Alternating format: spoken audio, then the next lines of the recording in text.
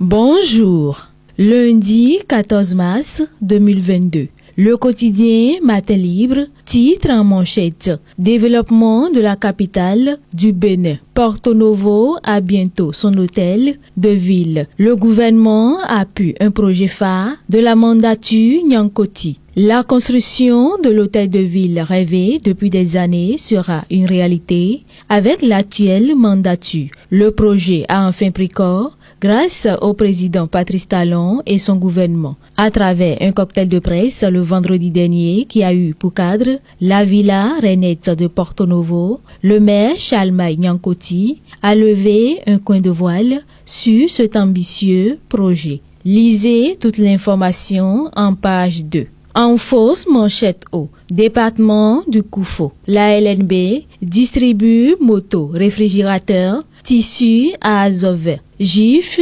2022 Progaz outille les femmes entrepreneurs. En fausse manchette bas, convention annuelle des distributeurs du réseau Yellow MTN Bénin pour une amélioration des performances.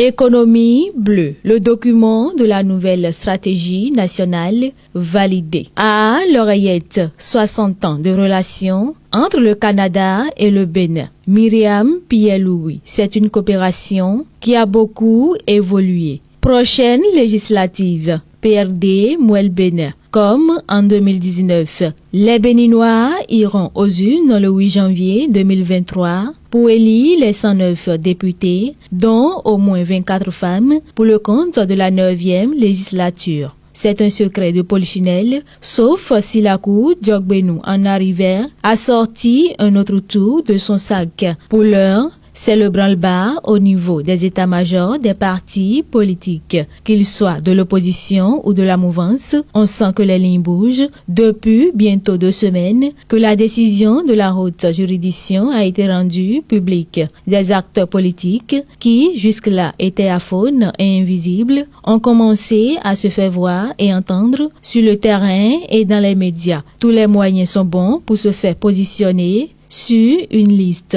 Lisez la suite de l'information en page 4. 60 ans de recherche en médecine traditionnelle. Koglevi Adiadomen célébré. Session PRD d'Adiara. Moussa Saka mobilise 500 femmes pour bénéficier du CIP. Dans le cadre de sa rentrée politique, qui s'est tenue le samedi 12 mars 2022 à Adiara, en présence des membres de la coordination PRD de la 19e circonscription électorale, avec à sa tête le coordonnateur François Aronsou, la session PRD d'Adiara, présidée par Dr Simplice Tokpo, a, grâce au soutien de Moussa Saka, président d'honneur de la session PRD d'Adiara, vice-président du Haut Conseil des sages et de la réconciliation du PRD, mobilisé plus de 500 femmes qui ont reçu leur certificat d'identification personnelle CIP. L'occasion a été saisie pour les sensibiliser sur l'importance du recensement administratif